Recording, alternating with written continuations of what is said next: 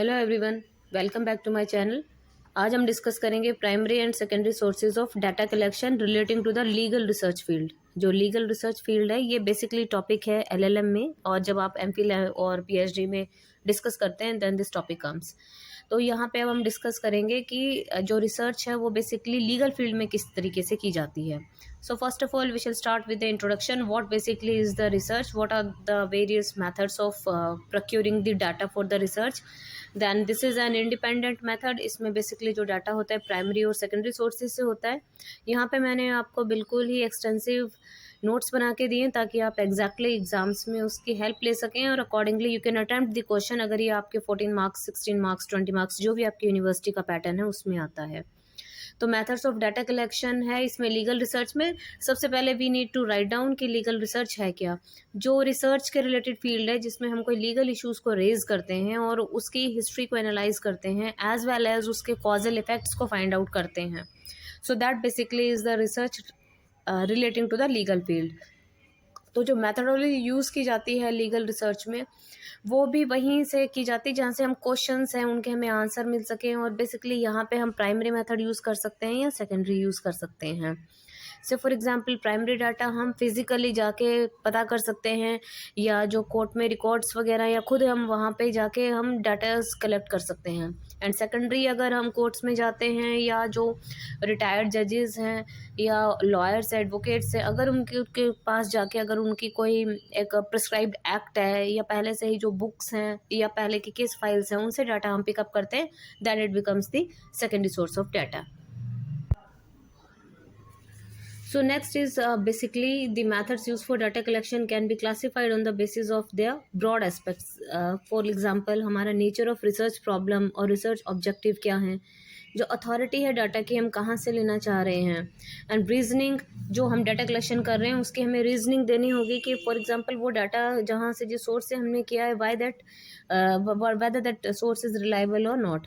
On the basis of above three considerations जो research methodology है, यहाँ पे जब हम लीगल रिसर्च की बात कर रहे हैं वहाँ पे हम थ्री बेसिकली रिसर्चेस को यूज़ कर सकते हैं, like doctrinal and empirical method, primary and secondary method, inductive and deductive method. So let's do them one by one. Doctrinal and empirical method ये क्लासीफाई करता है on the basis of nature of the data, जो हम intend करते हैं कि हमें exactly क्या डाटा यूज़ करना है, कहाँ से डाटा यूज़ करना है। यहाँ हम डिस्कस करेंगे डॉक्ट्रिनल मेथड। सो डॉक्ट्रिनल मेथड में जो फैक्ट्स हैं उनको ऑब्जर्व किया जाता है एम्पिरिकल जो सोशल कंडीशन है उसके अकॉर्डिंगली। अगर जो हमारा फैक्चुअल या फिलोसफिकल इन्फॉर्मेशन जो भी हमारे पास है, रिलीजियस है, पॉलिटिकल है, सोशल है, साइंटिफिक इन्फॉर्मेशन है या इंस्टीट्यूट्स के रिलेटेड हैं और जो हमने क्रेडिबल सोर्सेज से लिए हुए हैं उनको हम यहाँ पे फोकस करते हैं। जो टेक्निक्स एंड टूल्स यूज़ होते हैं वो बेसिकली यहाँ पे ध्यान में रखने का जो मेन इंपॉर्टेंट पॉइंट है वो ये है कि क्रेडिबल इन्फॉर्मेशन होनी चाहिए, ट्रू होनी चाहिए, फैक्ट्स बेस्ड होनी चाहिए। तो जो डाटा प्रोसेसिंग होती है डॉक्ट्रिनल अप्रोच में उसमें सबसे पहले एक इन्फॉर्मेशन होती है, then secondly that information has to be brought from a credible source, then the relevant issues must be deal. जो हमारा रिसर्च प्रॉब्लम है उसके रिलेवेंट ही क्वेश्चंस होने चाहिए, उसके रिलेवेंट ही हमारे डाटा का जो सोर्स है उसको फुलफिल करना चाहिए। So the basic sources of data collection in doctrinal legal research are like participations हैं और publications हैं। Then you have empirical method. Empirical method को नॉन डॉक्ट्रिनल मेथड भी बोला जाता है, जिसमें डाटा कलेक्शन किया जाता है, वेरीफाई किया जाता है, and then we have to prove that data also by the way of experiments. जैसे लेबोरेटरी में एक्सपेरिमेंट्स होते हैं तो we have to test the credibility और test the data that we have obtain. जो रिसर्चर्स होते हैं वो रिलाई करते हैं कि उन्होंने खुद ने डाटाज वगैरह कहाँ से लिए हैं, सोशल कंडीशन क्या है, पॉलिटिकल कंडीशंस कहाँ से चेंजेस हो रही हैं। तो जो एम्पिरिकल डाटा है वो ज़्यादा अथॉरिटेटिव होता है as compare to the doctrinal data, और ये प्रिपेयर किया जाता है बेसिकली इन केस ऑफ कोई नई रिसर्च प्रॉब्लम्स हैं जहाँ पे पॉसिबिलिटी ही कम है हमारे पास डाटा एक्वायर करने की, वहाँ पे एक्सपीरियंस के बेसिस पे किया जाता है।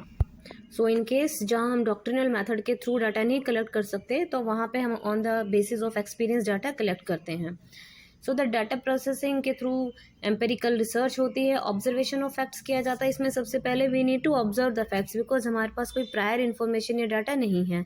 Then we need to analyse various circumstances हैं या सिचुएशन है। We need to realise exactly कि हमें क्या इन्फॉर्मेशन रिलेवेंट है जो हमारे टॉपिक के रिलेटेड है। then we have to do the satisfaction that yes, the data what we are getting is exactly the data that is going to give us the results as per the problem of the research.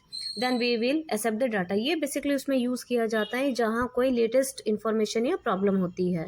Then what are the techniques of data collection in empirical research? They are observation through taking interview by the way of taking surveys में questionnaire आप दे सकते हैं, या आप कोई case study कर सकते हैं। कोई पर्टिकुलर केसेस हैं जो हाईलाइटेड केसेस हैं, उनमें क्या जजमेंट है, ऑनरेबल सुप्रीम कोर्ट की क्या जजमेंट है, उनमें क्या पॉइंट्स डिस्कस किए गए हैं।